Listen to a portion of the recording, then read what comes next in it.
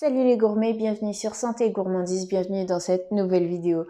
Aujourd'hui, dans le cadre de ce défi 30 jours, puisqu'on atteint, ça y est, la dernière journée de ce défi, je vous propose de réaliser ensemble une bonne petite sauce façon bolognaise que vous pourrez utiliser pour accompagner vos féculents favoris, que ce soit des pâtes complètes, du riz basmati, du quinoa ou tous les féculents que vous voulez. Ça peut être également pour accompagner des légumes rôtis, pour faire dans de bonnes lasagnes, pour gagner de bonnes crêpes, que ce soit des galettes de sarrasin ou que ce soit en gratin.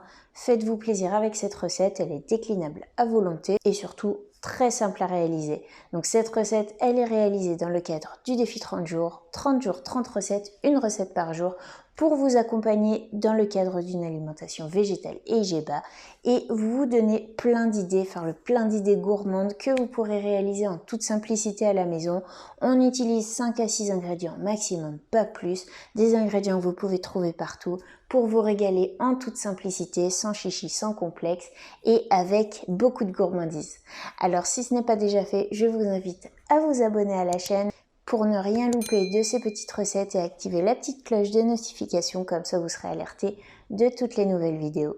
Je vous invite également à liker, à partager cette vidéo si elle vous a plu, me faire vos retours en commentaire, ça me fait toujours plaisir de voir vos petits commentaires et c'est toujours un grand bonheur d'y répondre. Donc cette recette, elle est réalisée à base de tofu, donc du tofu nature ou du tofu fumé, c'est comme vous préférez. Le tofu fumé sera beaucoup plus savoureux, ajoutera plus de saveur dans cette sauce que du tofu nature, mais après vous faites votre choix selon ce que vous trouvez en magasin.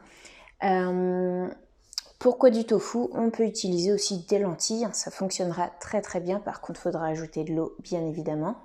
Mais le tofu en fait, ça va être dans le cadre d'une alimentation IGBA, ça va vous permettre vraiment de le combiner avec tout ce que vous voulez, puisqu'il n'y a pas de glucides dans le tofu. Donc comme ça, si vous voulez manger des pâtes avec, ça évite de faire trop grimper le taux de glucides. Et comme ça, au moins, on a une base neutre. Vous pouvez vous faire plaisir à volonté avec cette bolognaise. Donc cette bolognaise, elle est customisable. J'ai fait une base vraiment toute simple pour que vous puissiez vous simplifier la vie avec. Elle est réalisable vraiment, c'est une recette express. Après on peut y ajouter de bons petits champignons mixés. Quand c'est la saison, on peut y ajouter de belles feuilles de basilic frais, ça sera encore plus savoureux. Bref, vous avez la base de cette recette et faites-vous plaisir. Faites preuve de créativité avec et surtout régalez-vous. Donc je ne vous en dis pas plus et on se retrouve tout de suite en cuisine pour la réaliser ensemble. C'est parti!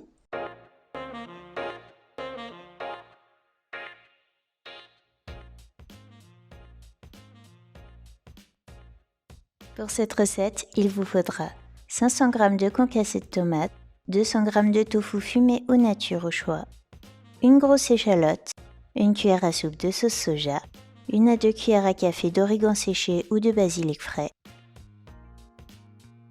un beau filet d'huile d'olive, une carotte et une branche de céleri et 150 g de champignons en option. Commencez par émincer finement les légumes et l'échalote.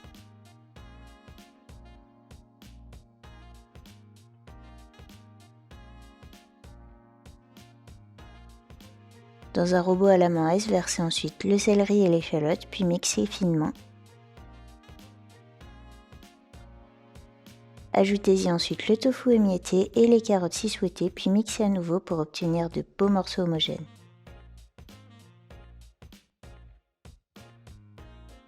Versez alors le mélange dans une poêle ou une casserole avec un beau filet d'huile d'olive et une cuillère à soupe de sauce soja.